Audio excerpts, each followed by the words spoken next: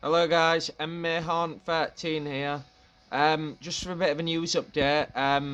Apparently Belal Muhammed thinks Paddy Pimblett deserves a title shot if he gets one more win because of his popularity. Now, I think if he fights maybe like a Beneil Dariush and maybe a Charles Oliveira, like he's been saying in recent interviews, I think that could be a possibility. But on the other side, he said in a recent interview he don't want to fight again in 2014. Now, if he doesn't fight again anytime soon, he's going to lose momentum, and I think that'll be really bad for his career. So I think if he wants to get that kind of title talk conversation and people pushing for that, he needs to fight a lot more regularly. Um, when he beat Bobby Green in July, I was at that event and the crowd was crazy. I mean, that was in England and I was right at the front. People were in the air, jumping about. I was fucking behind about fucking 5 rows. People have just thrown beer, screaming. It was mad. And I think it'll be a very good situation if he can get that fight with Beneil Dariush in December, but I don't know if that's going to happen. That's the pay-per-view I'd imagine that he's going to fight on if he ends up fighting at all at the end of this year. It'd be a great kind of backup fight to have maybe UFC 309, co-main event, but I'm not sure that they're going to do that because in England, like I say, the fans love Paddy. I'm not the biggest fan. I'm a fan of him, but I don't like. I'm not like a super fan, but in the UK, people really get behind him. So I think if they do that, I think it'd be a really good kind of way to do it instead of making it in America. But 309 apparently is when they're going to book that Beneil fight. So I don't know if the US fans are a big fan of Paddy, but I think that'd be a really good backup kind of UFC 309 co-main, Jones Stipe the main event. But hopefully they do that fight. If they do it in England next year, that'd be good as well. But I think it's probably going to be at 309.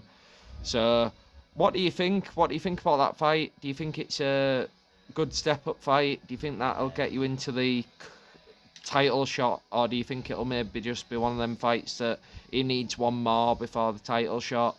Charles Oliveira in maybe early 2025, and then they could get a main event slot, maybe fight night.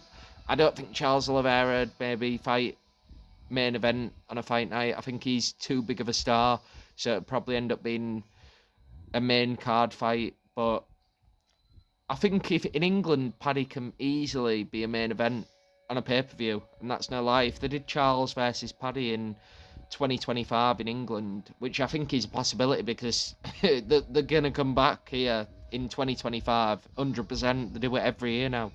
So 2025, UFC 3, whatever it wants to be, main event, Charles versus Paddy in London.